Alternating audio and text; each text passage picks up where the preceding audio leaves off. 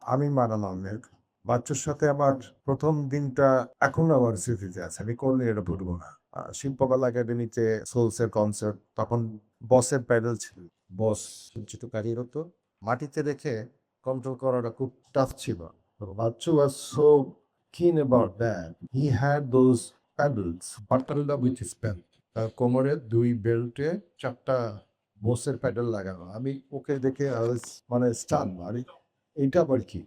আমরা প্যাডেল নিচে রাখি, ও সাথে রাখছে। হ্যাঁ? গিটার বাজাচ্ছে and he's handling that for the sound.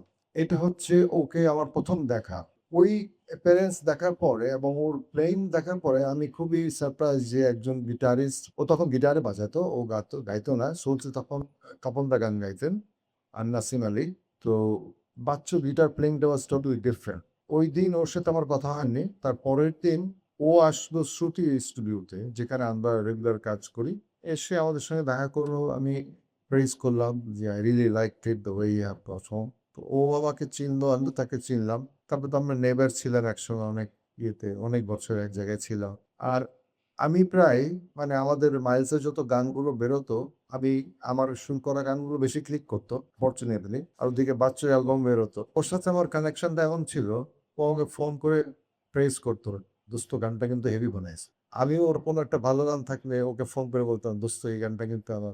ওর একটা গান আমার খুবই ভাল লাগে। না, না, না, না, না, না, বাসা বেঁধে নদিয়া নীরবে না? মানে এই গানটা বিটিভিতে আমরা একটা প্রোগ্রাম করেছিলাম। তখন ও অপবাদ দেওয়া হয়। জানোয়ার জলে তো দেখাই যায়। তো আমি দেখলাম যে ওর মেলোডি ম্যানুয়ালটা এত সুন্দর। মিউজিশিয়ান তো আমরা একজন আরেকজনের ভালো জিনিসটাকে অ্যাপ্রিশিয়েট করতে জানি না। আমরা অনেক সময় এটা প্রফেশনাল জেলাসি থাকে অনেকের মধ্যে। অনেকে অনেক কিছু বলে না। আর বাচ্চুর ক্ষেত্রে আমার সঙ্গে সম্পর্কটা এমন ছিল, we used to openly call each other to appreciate and praise super song. ভালো করছিস, এই টার্নটা খুব ভাল লাগছে, ওই টার্নটা খুব ভাল লাগছে। আমরা মিউজিক্যালি যে এলাবোরেশনটা করতাম গানের।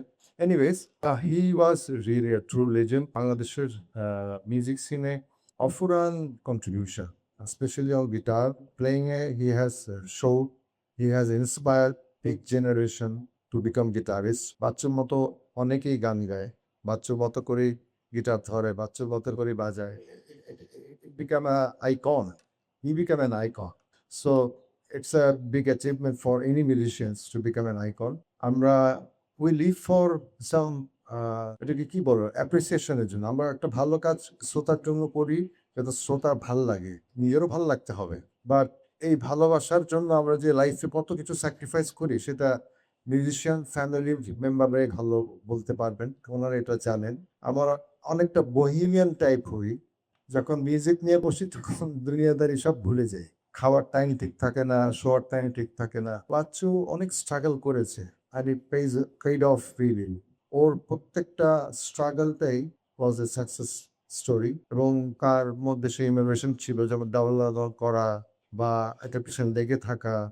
যেমন একজন বলল ডি রকস্টারের কথা। এরকম আরো অনেক ছোট, ছোট অনেক এক্সাম্পলস আছে। আমাদের ব্যান্ড মিউজিক ডে তারই idea. So he introduced, he went to Channel I and said that একটা মিউজিক ডে হবে না? He was creative all the way. ওর সাথে আমার একটাই জায়গায় কাজ হয়নি, সেটা হচ্ছে উই বোথ ডিসকাসড ইট যে দোস্ত দুজনে মিলে চলো একটা ইন্সট্রুমেন্টাল করি। আমরা একদিন বসে কথাও বলছি অনেকক্ষণ, আর কিছু কটটট বাজাইছি, কিন্তু পরে আর এটা হয়ে ওঠে না ব্যস্ততার জন্য। এটা একটা দুঃখ যে ওর মতো একটা মিউজিশিয়ান আর আমি যদি কিছু একটা করতাম, হয়তো খুব ভালো কিছু একটা সবার জন্য করতে পারতাম। এনিওয়েজ, এখন স্বপ্নটা স্বপ্নই থেকে গেল। থাক, সবকিছু পূরণ হয়ে গেল, তার আক্ষেপ থাকে না জীবনে। এটা আমার জন্য একটা দুঃখ থাকবে যে বাচ্চুর সাথে আমার এভাবে কাজ করা হয়নি। তবে বাচ্চুর জন্য আমার সবসময় দোয়া থাকে, কারণ as a human being he was a very pure soul. প্রত্যেককে অ্যাপ্রিসিয়েট করতে জানতো। ছোট বড় সবাইকে সে খুব কাছে, খুব মিশুক ছিল, খুব স্ট্রেট ফরওয়ার্ড। মানে ও এত আনায় বেনায় এমন কিছু করতো না, যা বলার স্ট্রেট ফরওয়ার্ড। এবং সে অনেক মিউজিশিয়ানকে অনেকভাবে হেল্প করেছে, যেটা একটা বিরাট quality.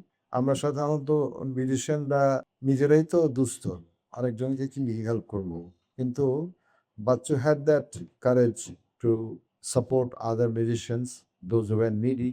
When they needed the help, they came forward and he also supported them.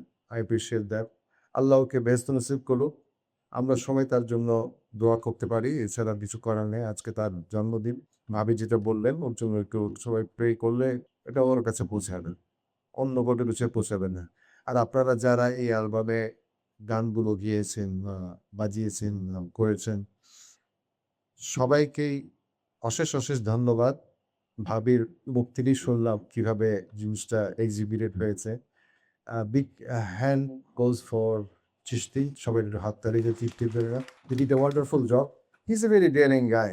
Whenever he decides to do something, he does it. এবং আমি তার সাথে কয়েকটা কাজ করছি।